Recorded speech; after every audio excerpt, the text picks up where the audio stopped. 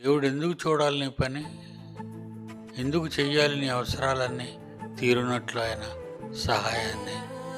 నిన్ను దేవుడు ప్రేమించాడు, అది 100% నిజం. మరి ప్రేమించిన వాడిని ప్రేమను పొందాలంటే నువ్వు ప్రేమించిన యేసుని అభిమానంగా చూడాలి.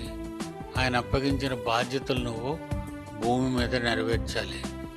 మన జీవితాల్లో జీవితకాలం ఎన్నో సంవత్సరాలు దాటిపోయాయి మనందరికీ. కానీ ఏ రోజైనా అమ్మా నేను దేవుని కోసం పలానా పని చేయాలి మర్చిపోతాను అని రాసుకుంటున్నావా? నీ పనికిరాని భూమి మీద పనులన్నీ డైరీ రాసుకుంటావు, నీ పనికిరాని పనులన్నీ డైరీలో రాసుకుంటావు. కానీ నీ దేవుని ప్రేమ, నీ ఆయన పనులు చెయ్యాలని నువ్వెక్కడైనా రాసుకొని జ్ఞాపకార్థంగా చేస్తున్నావా? తీసి రాయు. దేవుని పనే కదా, తర్వాత చేయొచ్చులే.